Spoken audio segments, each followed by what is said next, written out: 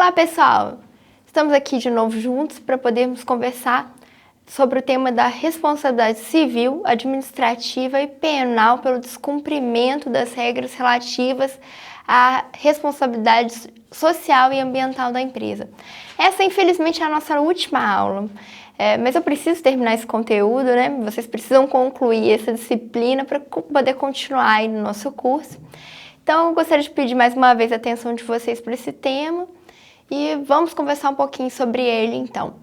Até agora, nós falamos do contexto da responsabilidade da empresa, tendo em vista a possibilidade de ela se atentar a essas responsabilidades e efetivá-las. Então, estudamos o que é a responsabilidade ambiental, a responsabilidade social, o contexto de cada uma delas, as questões de marketing, as questões de produção ecoeficiente, produção mais limpa, estudamos a ética empresarial e agora nós chegamos no finalmente, no sentido de se, apesar de todos os apelos que existem para o cumprimento das normas relativas a essas responsabilidades, ainda assim a empresa insistir em não efetivar tais responsabilidades. O que vai acontecer com essa sociedade empresária? O que o Estado pode fazer com essa sociedade empresária a partir do momento em que ela insistentemente viola a legislação sobre o tema? E é sobre isso que a gente começa a conversar, então. Aqui eu trago para vocês um resumo, né, das responsabilidades possíveis. Nós temos 3 âmbitos de responsabilização. Nós temos o administrativo, o civil e o criminal. Cada um deles tem um objetivo, né? Tem uma finalidade dada pela legislação. Então, a gente começa a falar aqui do próprio fundamento dessas responsabilidades. O fundamento da responsabilização, seja ela administrativa, seja ela civil, seja criminal, está lá no artigo 225 da Constituição. O que o artigo 225 da Constituição nos traz? Ele nos traz a questão do bem meio ambiente, do meio ambiente enquanto um bem comum do povo, ou seja, um bem que pertence a todos nós. Então está lá no artigo 225 da Constituição. Todos têm direito ao meio ambiente ecologicamente equilibrado, bem de uso comum do povo e essencial à sadia qualidade de vida, impondo-se ao poder público e à coletividade o dever de defendê-lo e preservá-lo para as presentes e futuras gerações. Ou seja, a Constituição disse pra gente, como eu já disse, que é um bem comum do povo, ou seja, é de todos nós e é essencial para o equilíbrio da sociedade, o bem-estar, a saúde, e é uma obrigação do poder público e de todos os particulares, de toda a coletividade, a proteção desse bem, desse meio ambiente. E aí no parágrafo 3º, a Constituição completa: as condutas e atividades consideradas lesivas ao meio ambiente sujeitarão os infratores, pessoas físicas ou jurídicas, a sanções penais e administrativas, independente da obrigação de reparar os danos causados. Então, esse é o fundamento da responsabilização das empresas descumpridoras das normas de responsabilidade social e ambiental. É a partir daqui que se constitui todo o resto do contexto da legislação que pune essas empresas pelo descumprimento de tais normas. E aí a gente começa a falar, propriamente dito, de cada uma das modalidades. A primeira delas é a responsabilidade administrativa, né? Como eu disse, a responsabilidade administrativa, ela diz respeito ao poder de polícia do Estado. Como assim o poder de polícia do Estado? O poder que o Estado tem, dado pela Constituição e pela legislação, de atuar de antemão, no uso da sua autonomia, coibindo a ação lesiva do particular.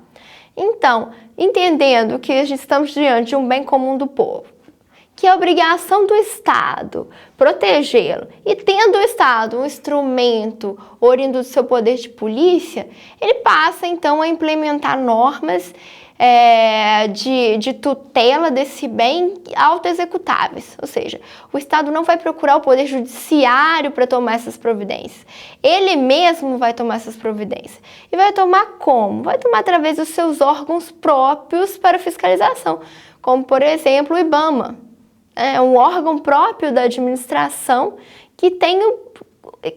é um órgão próprio da administração que é possuidor de um poder de polícia para fiscalização e multa, entre outras punições que o IBAMA está autorizado a implementar quando ele vai verificar, quando ele verifica uma determinada violação da norma ambiental. Não vai o Poder Judiciário pedir que o Judiciário aplique a multa, né? Ele, dotado do poder de polícia, vai até aquele determinado local, verifica a violação ambiental e ele mesmo passa a proceder no sentido de tutelar esse bem comum. Então, a responsabilidade administrativa se configura nisso, numa ação autônoma do Estado, no sentido da proteção do bem. E aí, eu coloquei ali para vocês que a responsabilidade administrativa ambiental, ela restou originariamente contemplada na Lei de Política Nacional do Meio Ambiente, na Lei 6.938 de 81, que de forma genérica dispôs lá no artigo 14 sobre as sanções passíveis que os particulares estão sujeitos no caso do descumprimento dessa política nacional. E ainda complementei ali dizendo que a natureza da responsabilidade e os requisitos dessa imputação são objetivos, ou seja, não se vai discutir se houve culpa ou dolo, vai simplesmente se verificar se há um nexo de causalidade entre a ação do sujeito e o dano. Não vai se perquirir se ele foi culpado ou não. É uma responsabilidade objetiva. E aí, por conta disso, o Estado vai aplicar sanções cabíveis. A multa, a proibição de funcionamento, entre outras possibilidades que o Estado tem ali de autotutela. Então, essa é a primeira modalidade de responsabilidade e que está aí diretamente ligada ao poder de autotutela do Estado. Além da responsabilidade administrativa, a gente também tem a responsabilidade civil. O que é a responsabilidade civil, pessoal? O que ela busca, né? A gente pode dizer que a responsabilidade administrativa, né, a tutela do Estado, ela não tem por fim propriamente a reparação. Ela tem por finalidade cessar a ação lesiva e, em certa medida, um caráter de educar. O Estado vem e ele te multa para você cessar aquela ação lesiva e também para que você não repita aquela ação lesiva. Já a responsabilidade civil, a gente passou por um outro plano. Agora você não está simplesmente tentando educar somente, você está buscando uma reparação efetiva do dano. Então aqui a gente pressupõe que o dano já ocorreu ou já se extinguiu, ou então que ele é contínuo, ele continua ocorrendo, ele ocorreu, ocorre, e se não for feita a reparação vai continuar ocorrendo. E aí se busca então a reparação no plano civil. E aí agora a gente já depende do Poder Judiciário, A combinação de uma indenização em face de responsabilidade civil já depende de uma ação proposta diante do Poder Judiciário. Quem vai propor essa ação? Você tem vários legitimados, desde o Ministério Público, desde as pessoas comuns do povo.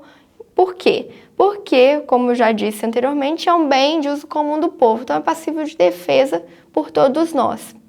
Sejam por agentes estatais que têm essa autonomia, essa prerrogativa de ir ao judiciário em defesa desse bem, como por exemplo o Ministério Público, ou associações, ou mesmo uma pessoa comum do povo. E aí, para a questão da responsabilidade civil, só trouxe aqui para vocês os requisitos para que se configure essa situação. Primeiro, você tem ali o fato antijurídico. O que é isso? É uma ação ou uma omissão que causou dano. Então, de repente, eu não poluí, aquela sociedade empresária não poluiu de forma proposital, mas ela não tomou as medidas cabíveis para evitar a poluição. Ou seja, ela agiu de forma omissa. A omissão é um fato antijurídico diante da legislação. Você tem ali também a questão da culpa, né? Por vezes não se questiona, né? Para fins de responsabilidade ambiental pelo fato da objetividade. Mas em outros casos, principalmente de violação social, você perquire culpa. Então, o que é a culpa? A culpa é a intenção ou não agir, né? O agente, aquela sociedade empresária, na pessoa de seus representantes, né? Tiveram a intenção de lesar? Ou não? Foram omissos? Foram negligentes? Foram imperitos? Você vai analisar a intenção do agente. A questão do nexo de causalidade, que é imprescindível, que é a ligação entre o ato e o prejuízo. Realmente foi aquele ato que causou aquele prejuízo, né? E por fim, ali o dano, né? Se você não tem dano, você não tem o que reparar. Então, o dano é efetivamente o que permite a quantificação em termos financeiros efetivos da reparação. Então, essa é a questão da responsabilidade civil. E você pode ter na forma de ações coletivas, na forma de ações individuais, buscando ali a reparação junto àquela sociedade empresária causadora do dano. E para finalizar, nós temos a responsabilidade criminal. O que é a responsabilidade criminal? Aí nós já entramos na esfera em que o Estado criou normas para efetivamente punir na instância, da forma mais drástica que o Estado possui, aquele que causa lesões ao meio ambiente ou a fatores importantes para a sociedade, aquele que viola a responsabilidade social ambiental. Aí a gente tem a Lei de Crimes Ambientais, a Lei 9.605 de 98, em que se estabelece efetivamente os crimes contra o meio ambiente. Então, são situações que o Estado entendeu tão gravosas que a mera reparação civil é pouco. O Estado vai querer ali buscar realmente uma criminalização daquela conduta para que os responsáveis possam estar sujeitos, inclusive, à reclusão, né? Ou seja, a perda da liberdade em função do dano causado. Eu coloquei para vocês, né? Em face de qualquer ação ou omissão diante da atitude lesiva, você tem nessa lei, em várias legislações e espaços, uma série de crimes contra o meio ambiente e contra a sociedade. As penas possíveis para esses crimes giram em torno de reclusão, detenção e multa. Multa também com caráter pecuniário, e a responsabilidade criminal ela não afasta a civil e vice-versa, na verdade elas são complementares. E aí eu coloquei aqui para vocês também que a maioria dos crimes, eles admitem transação penal. O que é a transação penal? É a substituição da reclusão, da detenção por penas alternativas, né? De prestação de serviços à comunidade, que nós chamamos normalmente. Então, muitos deles admitem isso, exceção de alguns praticados contra a flora, de poluição, e outros que possuem uma pena máxima superior a 2 anos, como, por exemplo, a queimada, o crime de poluição, entre outros crimes que entendeu o legislador que é muito grave para que se admita a substituição por uma pena alternativa. Então, com isso, o legislador visa criar um sistema de coibir a violação da legislação e também de buscar ali uma reparação no caso de ocorrência da violação. É o sistema, então, da responsabilidade administrativa, civil e criminal dentro das violações relativas à responsabilidade social e ambiental. Para a gente conversar aqui, caminhando para a finalização do nosso assunto, eu trouxe um caso emblemático, né, da nossa era, que provavelmente fará parte dos livros do assunto, que é o caso Chevron, que ocorreu em 2011 no Brasil, que é uma empresa de origem norte-americana que explorava petróleo aqui, ó, no campo de Frade, na bacia de Campos, no estado do Rio de Janeiro, e que causou um seríssimo dano ambiental, quando do vazamento de toneladas e toneladas de petróleo no mar. né?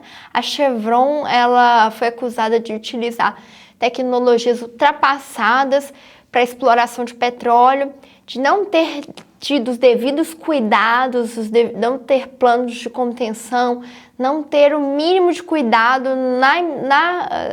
no exercício da sua atividade e, por consequência, causou um dos piores danos ambientais já vistos. Eu trouxe aqui para vocês algumas manchetes, né? A primeira aqui, Chevron vai pagar caro por dano ambiental, diz Cabral, então governador do estado, declarando à imprensa que com certeza buscaria a reparação pelo dano causado ao estado do Rio de Janeiro e ao meio ambiente, pela aquela poluição imensa causada pelo derramamento de petróleo. E nessa reportagem se levanta a série de omissões da empresa quanto aos cuidados que ela deveria ter na exploração. Então a gente vê que o caso da Chevron não é um caso de dolo na poluição, mas é um caso sim de omissão quanto aos cuidados devidos para que se evitasse o derramamento de petróleo. Uma outra manchete que diz que ela chegou a pagar uma multa de 35 milhões aplicados pela Agência Nacional de Petróleo, e de lá para cá, né, de 2011 até os dias atuais, a Chevron foi condenada mais uma série de vezes pelos danos causados ao meio ambiente. Então, fica aí como um caso referência que vale a pena você buscar sobre ele, que nós teremos mais informações sobre ele na plataforma, como talvez um dos piores desastres ambientais ocorridos nos últimos tempos. No mais, pessoal, eu gostaria de agradecer a presença de vocês até aqui. Eu espero que tenha sido proveitoso para vocês, que tenham aprendido um pouco mais sobre a importância da responsabilidade ambiental e social para a sociedade empresária, que vocês tenham percebido que isso não é só uma questão de dispêndios, também é uma questão que gera rendimentos, né? Que a empresa consciente, ela pode explorar isso de várias formas e até se tornar mais lucrativa. A intenção, na verdade, quando se cria uma série de legislações e uma verdadeira gestão no que tange às questões ambientais e sociais, não é simplesmente atender a norma, é conciliar também com o atendimento da norma a intenção de lucro e, por vezes, até ampliá-lo. Então, isso é um assunto de suma importância para os dias atuais. Uma sociedade empresária que despreza esse tipo de conhecimento tem grandes chances de fechar suas portas e ficar extremamente mal vista no meio e extremamente prejudicada quanto aos seus consumidores. Eu espero que vocês tenham gostado, tenham sentido a importância dessa matéria para o curso, que sejam replicadores desse conhecimento nos trabalhos que vocês virão exercer. Eu agradeço muito, muito, muito que todos vocês tenham me acompanhado até aqui. Lembro a vocês para que não deixem para a última hora as nossas últimas tarefas, que fiquem atentos às datas da prova presencial. E espero que vocês tenham gostado, que tenham muita felicidade no curso, que tudo se dê da melhor forma. E a gente se vê aí num outro curso, uma outra oportunidade. Muito obrigada!